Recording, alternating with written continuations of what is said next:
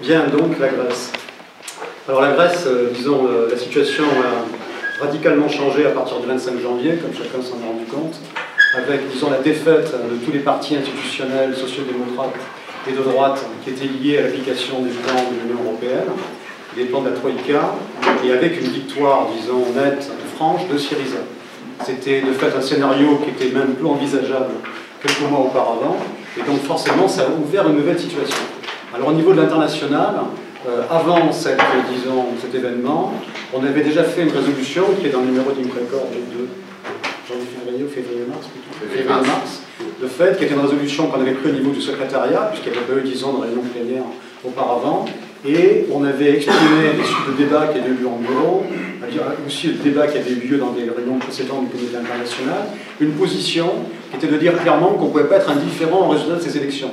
C'est-à-dire qu'il y avait en effet un enjeu, que cet enjeu concernait à la fois, disons, les travailleurs et le peuple grec, et aussi les travailleurs européens, et que dans cet enjeu-là, face à cet enjeu, notre international devait de fait prendre une position claire.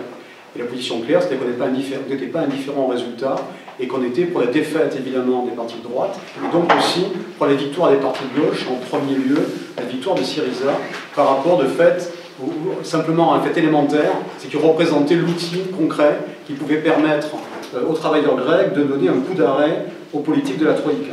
Donc ça, c'était un choix qui se débattait également, puisque forcément ça correspondait aussi de débats au sein de l'international, et aussi même avec nos camarades de la section, disons, de grec, nos camarades de l'OKD Spartakos, qui eux considéraient évidemment qu'on ne pouvait pas être indifférent, mais que là-dedans, le seul choix concret que les travailleurs devaient faire par rapport à cette élection était de voter pour les candidats d'Antarcia, l'union, disons, une des deux unions de gauche qui existent en Grèce, dans lesquelles nos camarades sont partie prenante.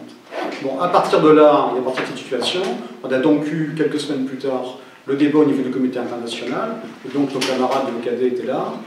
Les camarades aussi, on avait invité les camarades de DEA, qui est donc, vous devez savoir, enfin, vous devez tous connaître, je pense aussi, qui est une organisation trotskiste avec laquelle on a aussi des relations, qui comprennent demander le statut d'observateur au niveau de la 4e internationale, qui, elle, est au sein de Syriza, qui organise, y compris dans le courant dans l'opposition de gauche, et qui est le réseau rouge, Red Network, donc au sein de Syriza, qui fait partie, de manière plus large, de la plateforme de gauche au sein de Syriza, et qui donc, eux également, avec qui on entretient des relations régulières, sont venus, et on a eu un débat qui était évidemment intéressant, parce qu'il avait lieu en fait 2 jours, pratiquement, oui, 2 jours, après la fameuse signature de l'accord entre, disons, le gouvernement grec, par le biais, disons, de son ministre des Finances, et, disons, l'Eurogroupe, donc Yanis Varoufakis, et, disons, l'Eurogroupe, sur le fameux accord, donc, qui a eu lieu à ce moment-là, et qui était un accord qui, en beaucoup de points, de fait, a été analysé à juste titre, comme étant non seulement un recul, évidemment,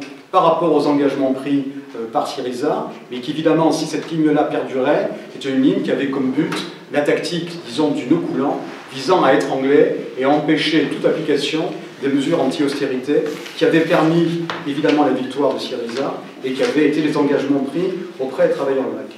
Donc, à partir de là, on a fait une résolution qui était donc la résolution qui a été votée très majoritairement par le comité international, qui donc est également dans ce même numéro d'Imprecord. Et ce qui est intéressant d'ailleurs, c'est qu'il n'y a eu en fait aucune voix contre, disons, cette résolution. C'est-à-dire il y a eu des amendements qui ont été débattus, discutés, mais il n'y a eu aucune voix contre, y compris le camarade, disons, de l'OKD Spartakos, en intervenant, nous a dit que de toute façon, lui, n'avait pas, disons, n'était pas contre cette résolution, et qu'il considérait que vu le contexte et vu les débats antérieurs, il ne pouvait pas de fait voter pour, ou disons, voter pour cette résolution. Parce que qu'est-ce que disait cette résolution à partir des débats que l'on a eus, et ça qui est intéressant, c'est plusieurs choses. La première, c'était réaffirmer la position dont je vous ai parlé au début, c'est-à-dire qu'on n'était pas indifférents du tout, nous, à la victoire de Syriza et au fait que c'était un coup d'arrêt mis aux tentatives et aux politiques, disons, aux austérités vis-à-vis du peuple grec, ce qui ne veut pas dire qu'il y a un cours inverse, c'était un coup d'arrêt, c'est évident, et il fallait le saluer, et que du coup il y avait un enjeu, non seulement pour les travailleurs grecs, et pour tous les militants du mouvement ouvrier européen, c'était qu'est-ce qu'il allait advenir de cette situation, à l'ouverture de cette situation. Et donc, dans ces cas-là, on n'est pas en retrait. On n'est pas en retrait, mais en même temps, on n'est pas non plus acritique, on analyse la réalité. Et la réalité, évidemment, c'est que si on regarde le programme qui était celui sur lequel a été élu Syriza, a été élu, disons, le gouvernement de Tsipras et la majorité de Syriza. C'est le gouvernement, disons, c'est ça, les déclarations qui ont été faites notamment lors de la foire internationale de Thessalonique, donc qui était en septembre 2014, et qui étaient des engagements qui pourraient paraître, disons, modérés, mais qui, à l'échelle, disons, de la situation en Grèce, étaient évidemment un rejet radical et net de l'ensemble des mesures imposées par l'Union européenne à la Grèce. Et notamment, il faut quand même bien comprendre que dans un pays comme la Grèce, à l'heure actuelle, il y a un tiers de fait des salariés qui touchent moins de 7 000 € par an. C'est une réalité. Il y a aujourd'hui un taux de chômage qui est autour de 27%. Et sur ces 27% de chômeurs, 80 à 90% d'entre eux n'ont aucune ressource. Donc ça, c'est la réalité, parce qu'en il n'y a pas les systèmes, y compris disons, de parachutes tels qu'ils peuvent exister. Et qu'il y a eu à peu près 25% de perte du pouvoir d'achat pour les salariés en Grèce. Donc ça, c'est la réalité. Et ce qui fait que maintenant, le salaire minimum, tel qu'il a été imposé par l'Union européenne, est en dessous du seuil de pauvreté. Le salaire minimum, ce n'est même pas les ressources qui peuvent être données de manière humanitaire, c'est le salaire minimum est en dessous du seuil de pauvreté, et y compris a été dénoncé, parce qu'ils ne mangent pas de pain, par les instances, disons même, au niveau du Bureau national du travail. Donc ça, c'est la réalité concrète.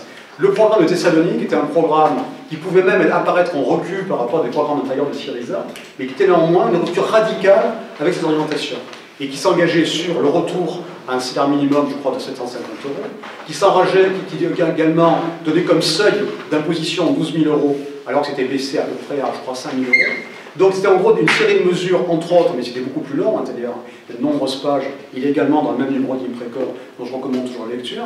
Et donc ces mesures-là étaient des mesures claires de rupture. Bien. De rupture par rapport aux politiques d'austérité. Qu'est-ce qui s'est passé ensuite à partir de l'élection? Et c'est ce qu'on a analysé et commencé à discuter au niveau du comité international. Mais donc, évidemment, maintenant, les événements qui ont suivi ont donné quelques prolongations. Le premier élément, c'est que donc, ce qu'a fait le gouvernement de Syriza, ça a été d'abord, première chose, de dire qu'il allait respecter les engagements de Thessalonique, mais en marchant sur deux jambes. La première jambe, c'était arrêter l'austérité, et la deuxième jambe, en même temps, c'était faire en sorte de ne pas rompre avec l'Union européenne et de ne pas rompre avec l'euro. Et Yanis Varoufakis, qui était un ancien conseiller, donc par ailleurs de Papandréou, considérait qu'il allait pouvoir arriver à convaincre l'Union européenne, convaincre l'Eurogroupe, du fait qu'il valait mieux que l'Union européenne joue sur la croissance de la Grèce, retarde une série de paiements, de manière à permettre le paiement de la dette, mais en essayant, disons, d'éviter l'étranglement qui était imposé aux travailleurs grecs. Et première réaction qui a été faite à ce moment-là, dans les premières réunions qui ont eu lieu, c'était y compris de dire « nous paierons l'intégralité de la dette ». Ce qui était déjà là aussi en recul évident par rapport à l'engagement qui avait été fait même durant la campagne, de dire non, on va auditer la dette, pour nous une partie de la dette est illégitime, et dans tous les cas, il faut un moratoire et une annulation au moins partielle de la dette que l'on considère comme illégitime. Ça, c'était les engagements avant. L'engagement prêt ensuite auprès de l'Union européenne, c'est de dire non, non, nous on s'engage à payer, mais on veut un délai. Qu'est-ce qu'a fait l'Union européenne? Et c'est pas évident, là-dessus la politique était évidente, c'est pas un choix économique, c'est un choix politique. Parce qu'à la limite, disons, combien déjà, les 230 milliards d'euros que doit encore la Grèce maintenant aux institutions, parce que c'est plus une dette privée, la dette, y compris les banques européennes, ont été renflouées par rapport à leur dette, par rapport à leur créance vis-à-vis de la Grèce. Maintenant, c'est en fait le FMI en petite partie, et surtout les fonds de l'Union européenne, qui possèdent pratiquement l'intégralité de la dette grecque. Donc le problème, c'est pas cela. La preuve d'ailleurs, c'est que l'Union européenne est en train d'émettre, de fait, grâce à la planche à billets, pour plus de 1 000 milliards d'euros, pour racheter, y compris, et pour proposer aux banques, de fait, de racheter des dettes, et d'avoir, disons, un fonds de crédit important. C'est compris ce qui amène d'ailleurs maintenant la type de parité que l'on a entre l'euro et le dollar. Et donc c'est un fonds de financement qui est proposé et qui permet, disons, de renflouer, y compris des dettes au niveau des États. Évidemment, ces fonds-là, la Grèce n'y a pas droit. Et donc le problème est politique, il n'est pas économique. Le problème, évidemment, il est politique, y compris le ministre des Finances allemand, il a clairement dit, il a dit, il est hors de question que les choix démocratiques aillent à l'inverse des décisions et des traités de l'Union européenne. Donc, dans tous les cas, c'est dire clairement qu'il est hors de question qu'un pays décide de se mettre en dehors des règles de l'austérité et en dehors des règles de l'Union européenne. Donc, le bras de fer qui s'est engagé depuis 2 mois est un bras de fer qui est uniquement centré sur ces questions-là. Le problème auquel on est confronté, et qui est un problème sérieux, c'est qu'évidemment, on est face à un gouvernement qui n'est pas un gouvernement social-démocrate comme le gouvernement du PS, mais qui est un gouvernement réformiste. Le gouvernement auquel on a à faire face, évidemment, avec le gouvernement de Syriza, est un gouvernement réformiste. Mais qui pense qu'il a les moyens de tenir les deux bouts, disons, de ses engagements. Premier engagement, arrêter la politique d'austérité et mettre en œuvre une politique sociale. Et de l'autre côté, ne pas rompre avec l'Union européenne. La politique de l'Union européenne, là-dedans, elle n'est pas très compliquée. C'est d'imposer, et de manière manifeste et évidente, le fait que ce gouvernement doit capituler et qu'il est hors de question qu'il s'engage dans des mesures anti-austérité. À tel point même, parce qu'après il y a les déclarations et la réalité des lois. Les déclarations qui ont été faites par le gouvernement grec, et y compris les projets de loi qui ont été déposés, étaient des projets de loi qui au début, disons par exemple, sur le problème du salaire minimum et le problème du taux d'imposition fiscale, a reporté à 2016, et maintenant un peu plus loin d'ailleurs, en disant le fait de revenir au seuil antérieur d'imposition et au seuil antérieur au niveau du SMIC. L'autre choix qui a été fait, c'est une loi humanitaire qui finalement a été déposée il y a quelques jours, disons, devant l'Assemblée, devant la Boulée, donc devant l'Assemblée grecque, et qui est un projet qui vise de la même manière à, disons, accorder des facilités de paiement par rapport aux dettes fiscales, bon ça c'est un point qui est important, et apporter une aide humanitaire par rapport aux plus, disons, aux populations les plus pauvres. On en est là. Il y a également les engagements pris par rapport à la télévision publique grecque, à l'ERT, du fait de réengager, de réembaucher les salariés, et également par rapport notamment au secteur de la santé, de faire une réembauche de plusieurs milliers de salariés. Mais y compris même ces mesures-là, aujourd'hui, qui sont pourtant des mesures en effet, disons, minimes par rapport aux engagements de Thessalonique, sont dénoncées par l'Union européenne comme étant des mesures qui vont à l'inverse de l'accord du février et à l'inverse des engagements pris par le gouvernement grec. Donc on en est dans cette situation-là, et là-dessus, il peut y avoir une vision optimiste, une vision pessimiste. Les visions optimistes, y compris certains journalistes le font en France, qui est de dire en fait, c'est très tactique de la part du gouvernement grec, et c'est en gros montrer que malgré toute la bonne volonté de ce gouvernement, on est face à un barrage au niveau de l'Union européenne, et donc de maintenir une audience et une popularité du gouvernement de manière à pouvoir justifier après des choix plus radicaux, y compris le contrôle des capitaux, des choses comme ça. Ça, c'est une vision un peu optimiste. La vision qui peut être un petit peu plus réaliste peut-être, est de dire que la stratégie de ce gouvernement-là est en effet sa stratégie, que malheureusement, il n'a pas de stratégie de rechange par rapport au cadre, y compris politique et idéologique dans lequel il travaille, et que donc la solution ne viendra pas de l'habileté, disons, des négociateurs auxquels on a à faire face. Y compris certains aujourd'hui voient, dans le voyage à Moscou qu'a fait, disons, Tsipras il y a 2 jours, un truc très habile pour essayer de trouver un nouveau point d'appui au niveau européen. Bon, là-dessus, je crois qu'il ne faut pas se beurrer les lunettes, comme disent certains. Il y a des choix qui peuvent être faits, y compris le pipeline turc, disons, le gazoduc, qui doit de fait passer peut-être par la Grèce pour ramener des ressources. En gros, il y a toute une série de choses, mais le problème fondamental, il est où, pour aller peut-être avec le peu de temps qui me reste, c'est qu'aujourd'hui, on est engagé, en fait, depuis 2 mois, dans une course effrénée que font le ministre des Finances grec ou que fait Tsipras au niveau européen pour essayer de manœuvrer, d'agir, de manœuvrer. On discute beaucoup des milliards qui ne sont pas débloqués, et c'est vrai que là-dessus, l'Union européenne, et pas que l'Allemagne, parce qu'il est trop facile de parler uniquement de Schäuble et de l'Allemagne, les choix qui sont faits sont autant les choix de Moscovici, la Commission européenne, et dans 5 gouvernements européens. Tout le gouvernement européen aujourd'hui, c'est un gouvernement soumis à l'austérité. Et aujourd'hui, évidemment, qu'il est inacceptable pour eux qu'un pays veuille s'émanciper de ses choix. Y compris, Tsipras pensait qu'il pourrait s'appuyer, disons, sur, en gros, au sein de l'Union européenne, une série de pays qui, de fait, les soutiendraient par rapport à leurs demandes. La réponse qui a été faite est cinglante.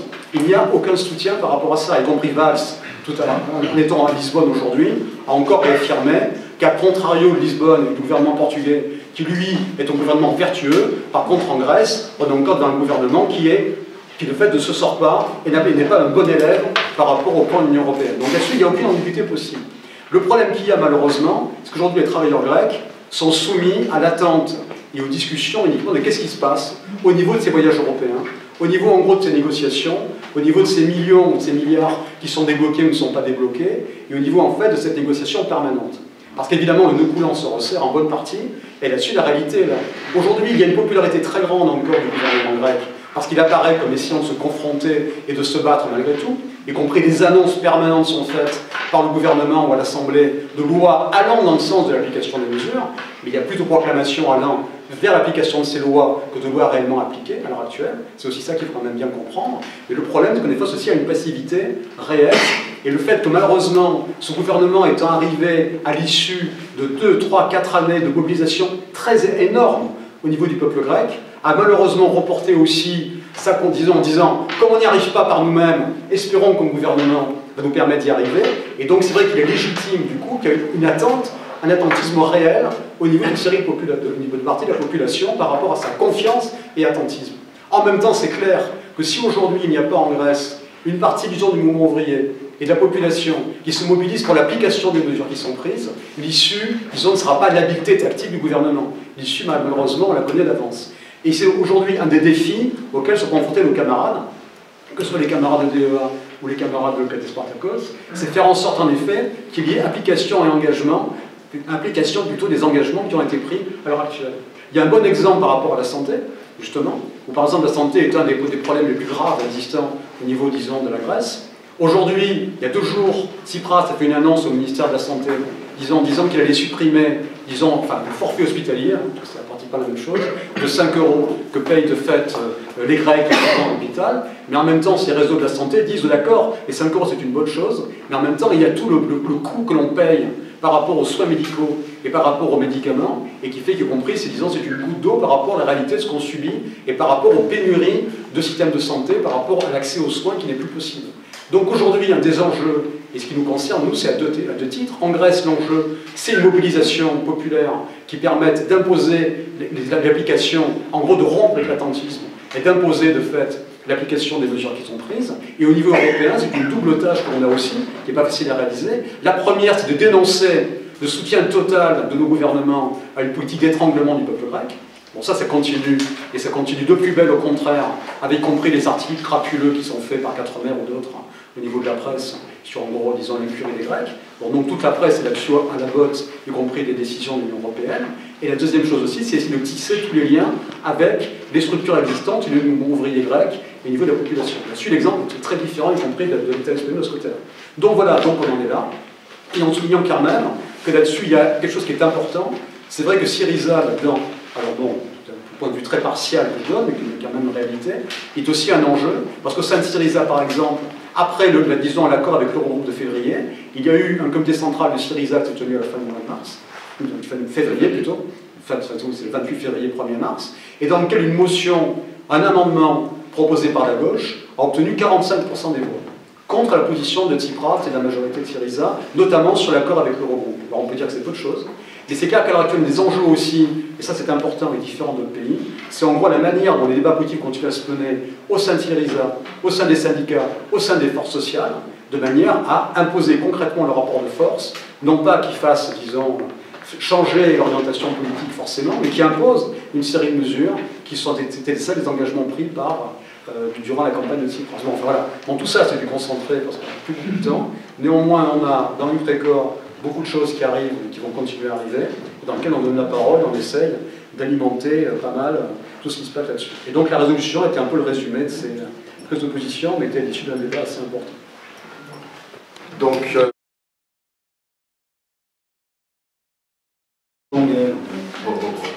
alors c'est la moindre ambiguïté, je ne croyais pas qu'il y en avait, ni dans ce qu'on a écrit au comité international, ni dans ce que j'ai dit.